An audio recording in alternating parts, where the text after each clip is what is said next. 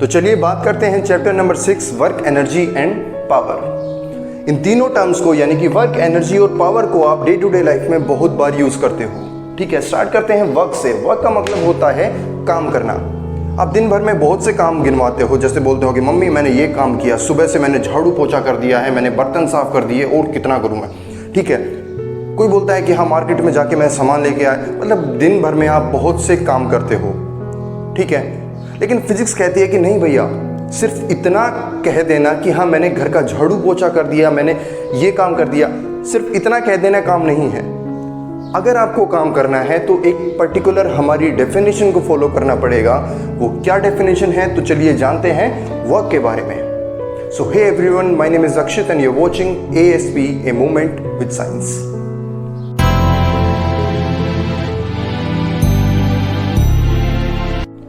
तो वर्क की डेफिनेशन ये कहती है कि work is said to be done. काम होना तब माना जाएगा कब, whenever force acts on a body, जब कोई भी फोर्स किसी भी ऑब्जेक्ट पे एक्ट करता है and the body moves in the direction of force. जब वो ऑब्जेक्ट उस फोर्स की डायरेक्शन में मूव करने लगती है तो हम तब कहेंगे कि हमने कुछ काम किया है। अब आप कहोगे सर डेफिनेशन में तो मजा नहीं आया, कुछ एग्जाम्पल से बताइए। तो चलिए एग्जाम्पल्स देखते हैं हम इसके। तो वर्क के एग्जाम्पल्स में हम देखते हैं पहला एग्जाम्पल, हमने मान लिया कोई भी एक आदमी पुश करता है एक ब्लॉक को। पुश करना मतलब धक्का देना। कोई भी एक ब्लॉक है मान लिया, ठीक है, वो इस डायरेक्शन में फोर्स लगा रहा है। तो उसने देखा कि उसने जब फोर्स लगाया तो ये ब्लॉक यहाँ से यहाँ पे मूव किया, यानी कि कुछ फोर्स की वैल्यू थी। ठीक है, यहाँ से अगर ब्लॉक यहाँ से उठ के यहाँ पे आ गया तो इसमें कुछ डिस्प्लेसमेंट, एस डिस्प्लेसमेंट हुई मान लिया।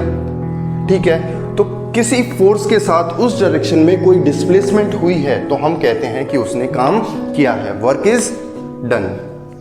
ठीक है, दूसरा एग्जांपल हम देखते हैं।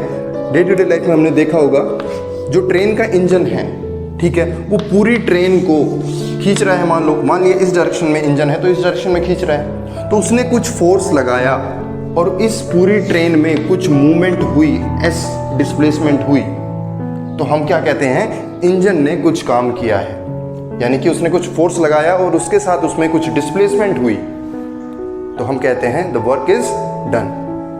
ठीक है, अब डिफरेंट टाइप्स आते हैं, अलग अलग कंडीशन के हिसाब से अलग अलग टाइप्स आते हैं वर्क की, कि क्या वर्क क्या होता है एक्चुअल में। तो आइए देखते हैं वो भी। अब हमारे पास दो कंडीशंस हो सकती है, या तो किसी भी ऑब्जेक्ट पे हम एक कांस्टेंट फोर्स लगाएं, ठीक है, या फिर हम किसी भी ऑब्जेक्ट पे वेरिएबल फोर्स लगाएं। कांस्टेंट मतलब मान लिया किसी भी ऑब्जेक्ट पे हम 5 न्यूटन फोर्स लगा रहे हैं कुछ टाइम के लिए, तो उतना ही लगा जाए। ठीक है, या फिर हम वेरिएबल फोर्स का यूज़ करें, यानी कि पहले हमने 6 न्यूटन लगाया, फिर 4 न्यूटन लगाया, ऐसे करके मतलब फोर्स को वेरी कराएं। तो स्टार्टिंग में हम फर्स्ट केस पढ़ते हैं अपना work done bye a constant force. Constant force के केस में वर्क डन कितना होता है। फर्स्ट पार्ट है उसमें work done when the force acts along the direction of motion. क्या मतलब है, कोई भी ऑब्जेक्ट अगर इस डायरेक्शन में मूव कर रही है, उसकी डिस्प्लेसमेंट इस डायरेक्शन में है और फोर्स भी उसका इसी डायरेक्शन में है। ठीक है, यानी कि दोनों की डायरेक्शन जो है वो सेम है, तो ऐसे केस में हमारा वर्क डन कितना होता है ये हम देखो पढ़ते हैं। अब वर्क को कैलकुलेट कैसे करते हैं, वर्क का फॉर्मूला कैसे होता है, क्या होता है, तो वर्क डन किसके इक्वल होता है, force multiplied by distance moved in the direction of force. ठीक है, किसी भी ऑब्जेक्ट पे कितना फोर्स लगाया हमने और वो ऑब्जेक्ट उस डायरेक्शन में कितना डिस्टेंस ट्रेवल किया। ठीक है, तो इन दोनों का मल्टीप्लिकेशन को क्या कहते हैं हम, वर्क, यानी कि W कितना आ जाएगा, FS के इक्वल।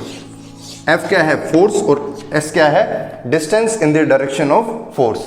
अब आप कहोगे सर अभी तक तो आप ये डिस्प्लेसमेंट की बात कर रहे थे, यानी कि वेक्टर क्वांटिटी की बात कर रहे थे, अभी आपने डिस्टेंस यूज कर लिया, क्या इन चीज़ों से कुछ फर्क नहीं पड़ता।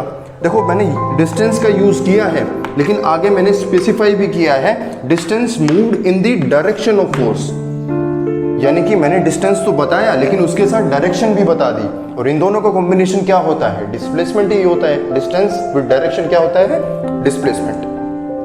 ठीक है, वर्क डन का फॉर्मूला पता लग गया, F इंटू एस।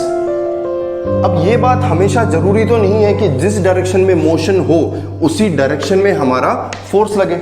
ऐसा भी हो सकता है, कभी कभी होता है ना, मान लो ये कोई भी ब्लॉक है, ठीक है, इसको हम रस्सी से कोई भी छोटा सा बच्चा ये सरफेस पे इस डायरेक्शन में, कोई भी छोटा सा बच्चा फोर्स यहाँ पे ऐसे खींच रहा है इसको, लेकिन ये मूव कैसे करता है, इस डायरेक्शन के अलोंग मूव करता है। ठीक है, आपने छोटी बचपन में कभी छोटी गाड़ियाँ बनाई होगी ना, मान लिया आप छोटी सी गाड़ी कोई मेले से लेके आ जाते हो, ठीक है, इसको इस डायरेक्शन में खींचते हो, लेकिन ये चलती इस डायरेक्शन में है। ठीक है, तो यहाँ पे दो अलग कंडीशन आ गई, ये कंडीशन सेटिस्फाई नहीं होगी, वहाँ पे फोर्स की डायरेक्शन ये है लेकिन डिस्प्लेसमेंट ये है, तो इस कंडीशन में फोर्स क्या होता है, वर्क डन क्या होता है, चलो वो भी पढ़ते हैं। सेकंड केस में हम देखते हैं कि जो फोर्स और डिस्प्लेसमेंट वेक्टर्स हैं वो एक दूसरे के साथ इंक्लाइंड है। इंक्लाइंड का मतलब होता है कि दोनों के बीच में कुछ ना कुछ एंगल है, दोनों एक डायरेक्शन में नहीं है, उन दोनों के बीच में कुछ ना कुछ एंगल है। ठीक है, तो यहाँ पे वो एंगल हमने मान लिया थीटा। ये कोई भी ब्लॉक है, मान लिया इस ब्लॉक पे हम इस डायरेक्शन में फोर्स लगा रहे हैं, कोई भी कांस्टेंट फोर्स हम लगा रहे हैं, तो हमने देखा कि उस बॉक्स के अंदर जो डिस्प्लेसमेंट हुई वो इस डायरेक्शन में हुई, यानी कि दोनों के बीच में एंगल क्या आया, थीटा एंगल आया। लेकिन वर्क की डेफिनेशन, वर्क का फॉर्मूला ये कहता है कि आपको दोनों की डायरेक्शन सेम लेनी पड़ेगी।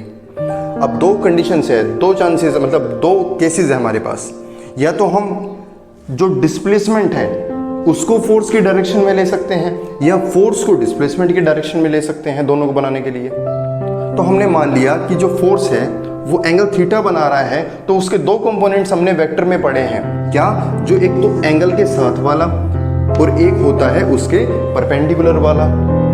एंगल के साथ वाला होता है वो क्या होता है, कोस थीटा, यानी कि ये एफ है तो ये एफ कोस थीटा, और ये क्या हो जाएगा, एफ साइन थीटा।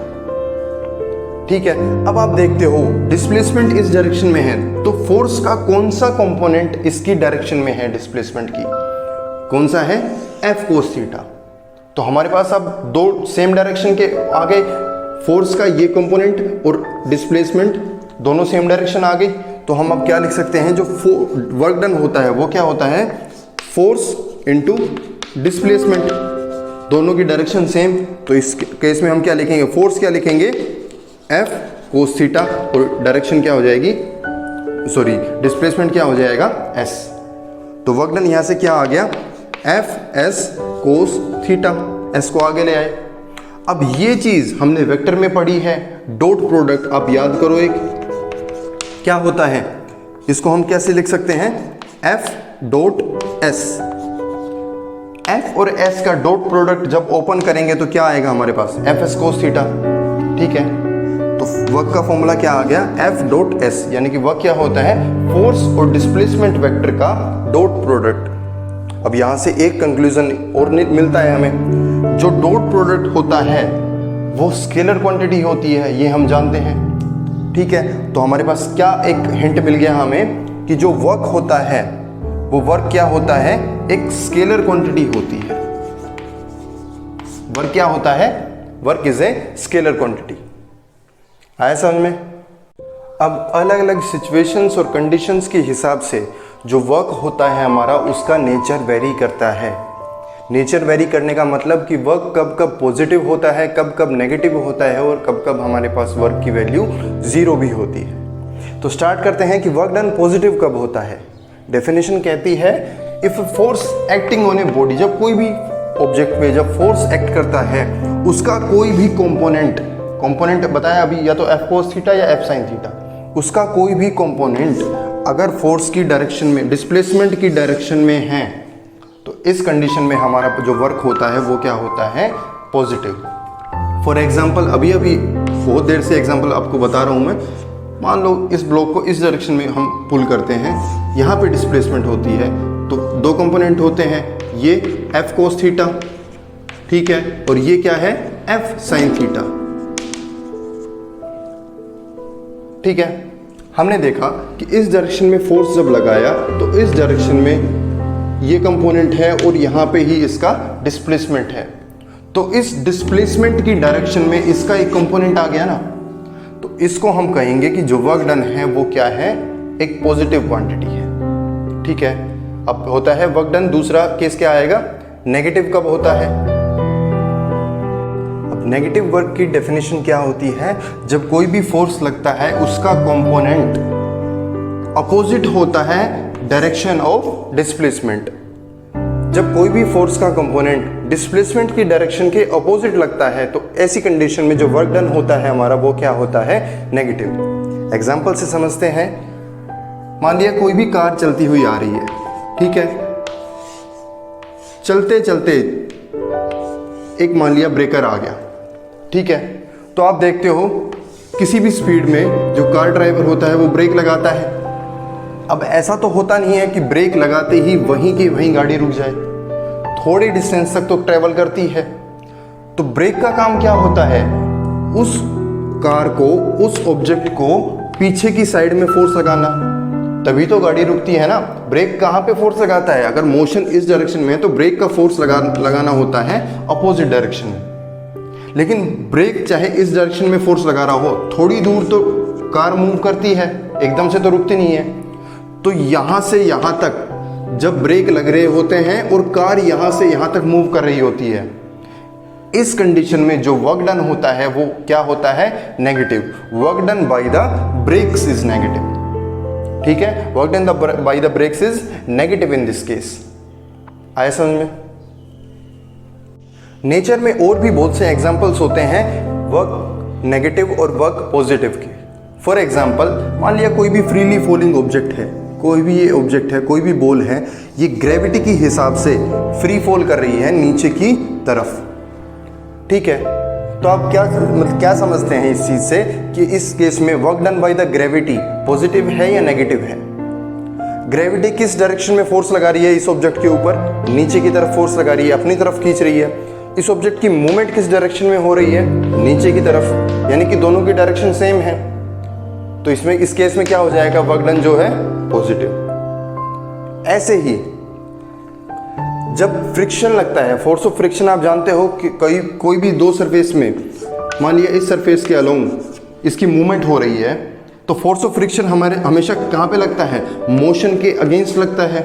यानी कि इन दो सरफेस के बीच में इस डायरेक्शन में फोर्स ऑफ फ्रिक्शन लगेगा अगर इसकी इस डायरेक्शन में मोशन है तो, ठीक है। तो अब यहाँ पे हम क्या देखते हैं कि फोर्स और डिस्प्लेसमेंट की, डिस्प्लेसमेंट इस डायरेक्शन में और फोर्स किस डायरेक्शन में, फ्रिक्शन का इस डायरेक्शन में, दोनों की ऑपोजिट डायरेक्शन है।